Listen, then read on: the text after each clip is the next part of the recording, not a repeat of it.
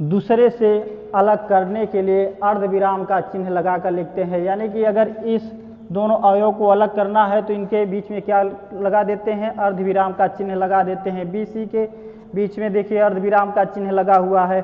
तो यह लिखने का क्या होता है, रोस्टर विधि होता है, यानी तालिका विधि होता है, जिसको हम क्या कहते हैं, रोस्टर मेथड लिख सकते हैं, रोस्टर तरीके से लिख सकते हैं। तो ये आपका लिखने का तरीका हो गया रोस्टर विधि का।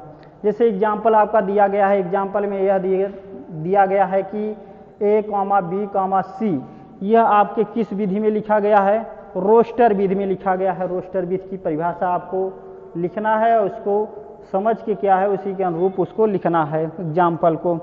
जैसे आपका दिया गया है, जैसे यहाँ पर जैसे आपका दिया और एग्जाम्पल देख लेते हैं। मान लेते हैं कि समुच्चय B दिया गया है। समुच्चय B में 1, 2, 3, 4, 5, यह आपका देखिए जो आपका लिखा गया है, यह आपके अवयव दिए गए हैं। अवयव को हम क्या करते हैं, मझले कोष्ठक के अंदर लिख देते हैं, और एक अवयव को दूसरे अवयव से अलग करने के लिए क्या करते हैं, अर्धविराम का चिन्ह। अर्धविराम का चिन्ह आप लोग हिंदी में पढ़े होंगे, वही आपका चिन्ह दिया गया, अर्धविराम का चिन्ह लगाकर लिख देते हैं। यानी कि 1, 2, 3, 4 और 5, यह आपका लिखने का तरीका हो गया है। इसी तरह देखिए आपका गुण विधि होता है। गुण विधि में क्या होता है, जो गुण विधि होता है वह आपका तरीका होता है गुण विधि लिखने का, यह होता है कि देखिए दूसरा आपका है गुण विधि।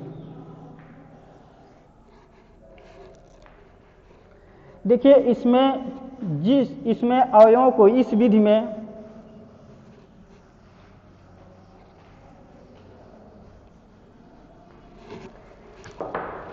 में यदि कोई अवयव दिया गया हो, क्या कह रहा है, इस विधि में यदि कोई समुच्चय ऐसा हो, कोई समुच्चय ऐसा दिया गया हो, उनके अवयवों को अगर लिखना हो तो हम क्या करते हैं, मझले कोष्ठक के अंदर एक विशेष गुणधर्म के अनुसार लिखते हैं। यानी कि जो आपका है, जो लिखने का तरीका है वह क्या होना चाहिए, गुणधर्म, एक विशेष गुणधर्म के अनुसार लिखना होगा। एक विशेष गुणधर्म के अनुसार लिखा जाता है। यह देखिए आपका लिखने का तरीका होता है। यानी कि जो आपका गुण विधि है वह आपका क्या होना चाहिए, समुच्चय को जो लिखा जाता है मझले कोष्ठक के अंदर एक विशेष गुणधर्म के अनुसार लिखते हैं। जैसे आपका एग्जाम्पल बता दे रहे हैं, जैसे आपका दिया गया है, आपका यहाँ पर दिया गया है समुच्चय A बराबर आपका दिया गया है यक्स, सच दैट यक्स बोला जाता है, इसको सच दैट बोला जाता है। इसको देखिए दो बिंदी लगा देते हैं, या तो आपका क्या लगा देते हैं, या तो एक खड़ी पाई दे देते हैं, इसको सच दैट बोला जाता है। हिंदी में कहते हैं ऐसा है कि यक्स सच दैट यक्स क्या है, सम संख्या है, सम संख्या है। यह देखिए यह आपका जो लिखा गया है, यह आपका क्या है, एक विशेष गुणधर्म के अनुसार लिखा गया है। यानी कि यक्स सच दैट यक्स सम संख्या है। आपका जो लिखने का तरीका है यह आपका क्या है, समुच्चय निर्माण विधि या गुण विधि से लिखा गया है। यानी कि एक आपका जो यह समुच्चय लिखा गया है एक विशेष गुणधर्म के अनुसार लिखा गया है। तो इसकी परिभाषा आप लोग लिख लीजिए। इसकी परिभाषा यह है कि इस विधि में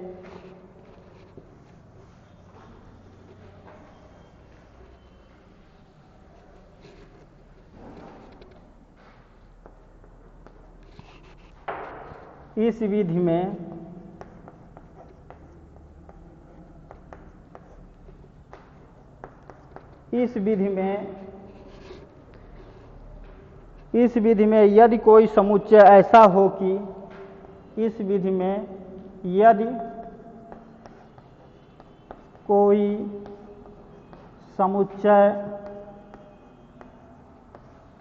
ऐसा है कि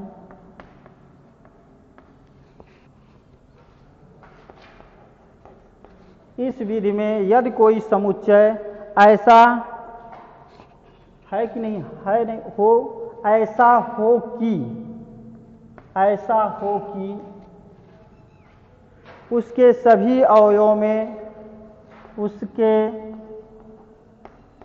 सभी अवयवों में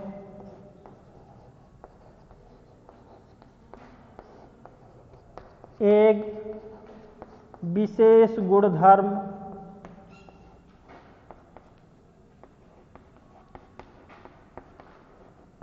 एक विशेष गुणधर्म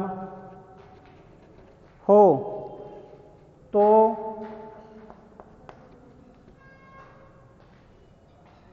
एक विशेष गुणधर्म हो तो मझले कोष्ठक में,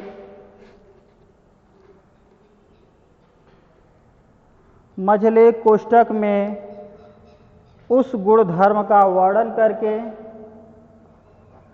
मझले कोष्ठक में, कोष्ठक में उस गुणधर्म का वर्णन करके,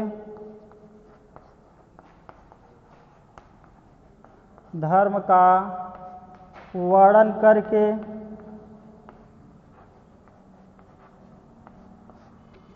लिखते हैं।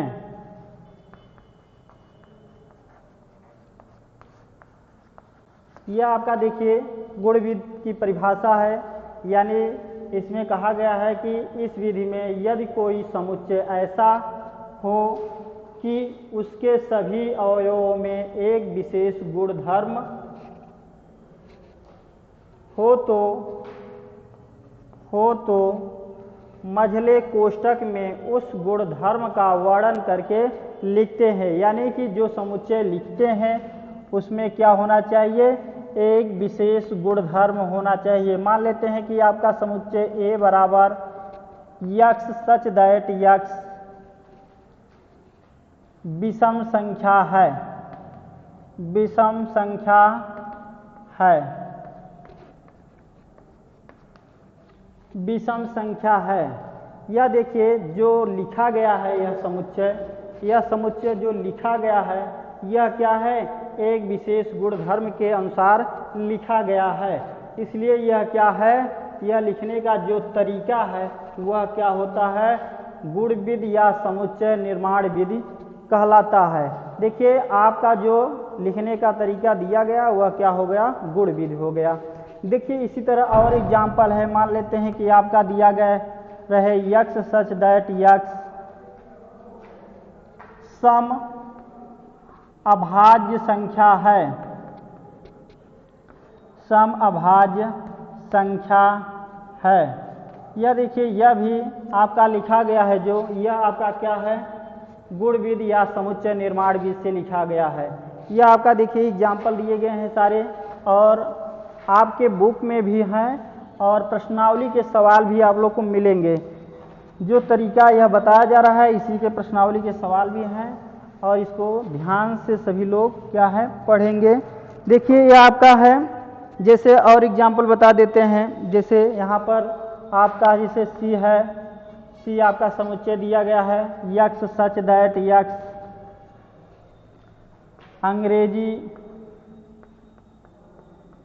अंग्रेजी वर्णमाला के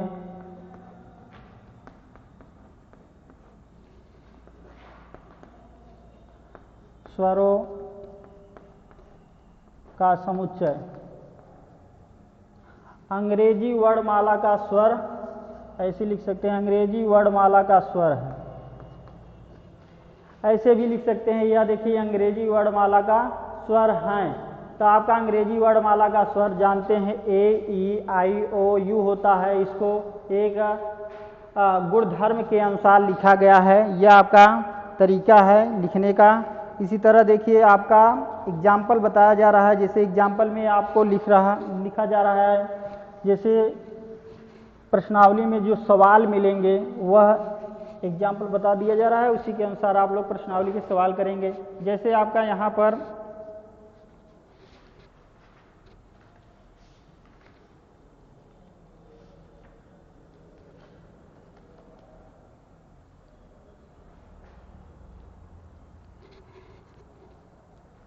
जैसे यहाँ पर दे दिया जा रहा है आपका एग्जाम्पल में, एक तरफ हम क्या लिख देते हैं तालिका विधि, और दूसरी तरफ हम लिख देते हैं समुच्चय निर्माण विधि।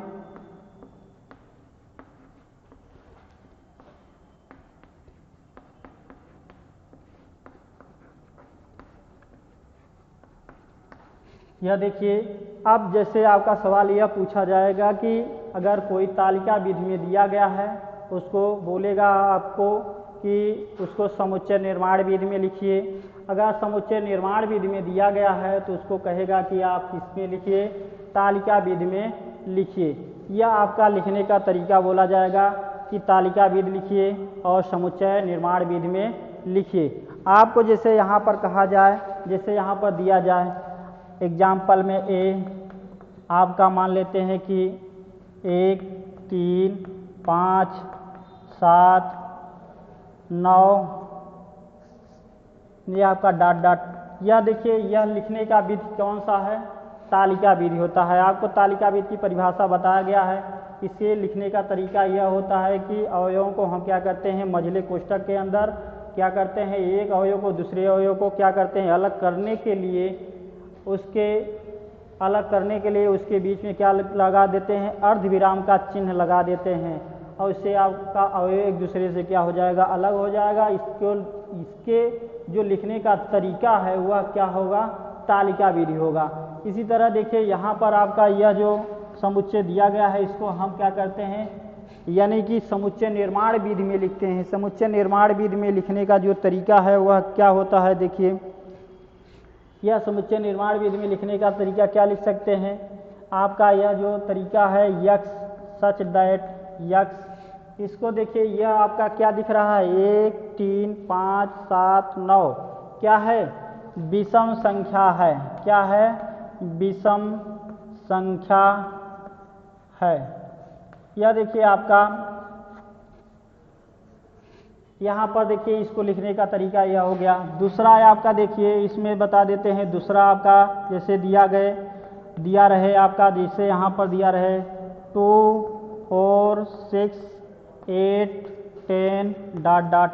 आपका देखिए, इसको जो लिखा गया है, यह जो लिखा गया है, इसको किस रूप में लिखा गया है, इसको यह तालिका विधि में लिखा गया है। लेकिन इसको हम क्या करते हैं, समुच्चय निर्माण विधि में लिखते हैं। तो हम कैसे लिखेंगे, समुच्चय निर्माण विधि में लिखने का तरीका यह बताएंगे, x such that x, x such that x. आप लोग को यह दिख रहा है, क्या है यह, 2 4 6 8 10, यह क्या है, सम संख्या है। तो इसको लिख सकते हैं क्या, सम संख्या है।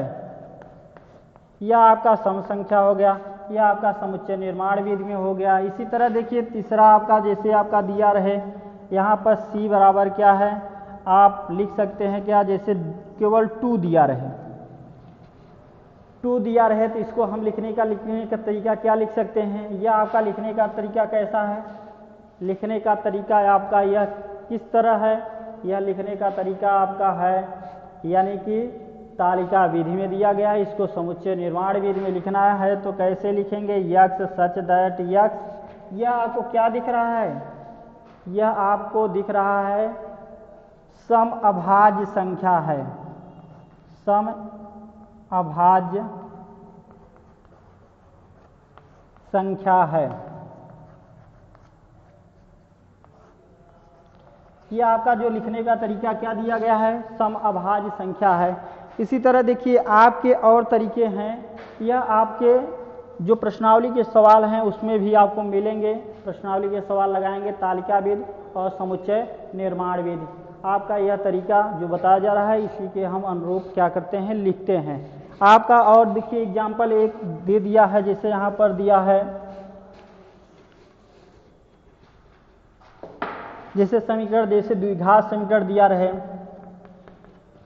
समीकरण x square plus x minus 2 equal 0 का हल समुच्चय रोस्टर रूप में लिखिए, समुच्चय रोस्टर रूप में लिखिए।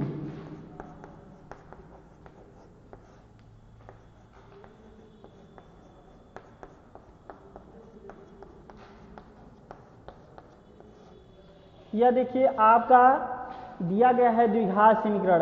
अब द्विघात समीकरण दिया गया है, इसको हमको लिखना है किसके रूप में? रोस्टर रूप में लिखना है।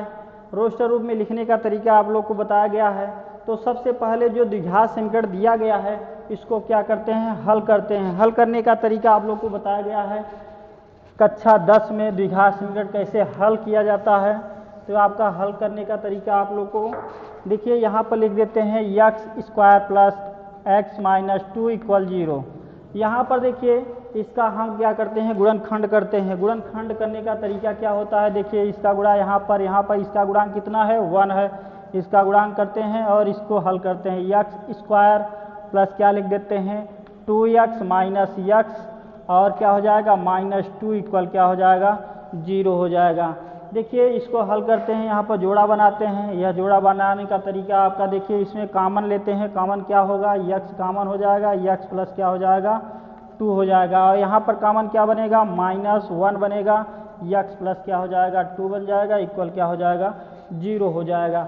अब देखिए इसमें भी कॉमन बनाते हैं। यह देखिए आपका कॉमन बनता है x प्लस 2 एक कोष्ठक में हो जाएगा और x माइनस 1 एक कोष्ठक में हो जाएगा, बराबर क्या हो जाएगा? 0 हो जाएगा। देखिए x plus 2 into x minus 2 यह बराबर 0 है। 0 कब आएगा? या तो यह 0 या तो यह 0 करते हैं तब आपका मान 0 आएगा। तो इसको लिखते हैं x प्लस 2 बराबर क्या हो जाएगा? 0। x बराबर क्या हो जाएगा? इसको हम राइट साइड में करते हैं तो आपका -2 हो जाएगा। इसको लिखते हैं x माइनस 1 बराबर क्या हो जाएगा? 0। x बराबर क्या हो जाएगा? 1 आ जाएगा। जो x का मान आया है, x का मान कितना आया है? 1 और क्या आया है? 2 आया है। इसको देखिए यह हमारा अवयव हो गया। x का मान जो आया है वह अवयव हो गया। इसको हम रोस्टर रूप में लिखते हैं। रोस्टर रूप में लिखने का तरीका क्या है? रोस्टर रूप में आपका लिखने का तरीका बताया गया है ना। रोस्टर विधि में क्या होता है? रोस्टर विधि में आपका क्या होता है? इसको हम क्या करते हैं? इन अवयवों को मझले कोष्ठक के अंदर लिख देते हैं। देखिए 1 कामा क्या लिख देते हैं? -2 है ना, -2 लिख देते हैं। यही आपका क्या हो जाएगा? आंसर हो जाएगा। यह देखिए आपका द्विघात समीकरण दिया रहे या तो त्रिघात समीकरण दिया रहे, कोई भी समीकरण दिया रहे, आपको इस तरह हल कर लेते हैं। हल करने के बाद जो मान आता है उसी के अनुरूप लिखते हैं। आपको रोस्टर विधि से कहा जाए तो रोस्टर विधि से लिखेंगे और गुण विधि से कहा जाए तो गुण विधि से लिखेंगे। ठीक, ओके।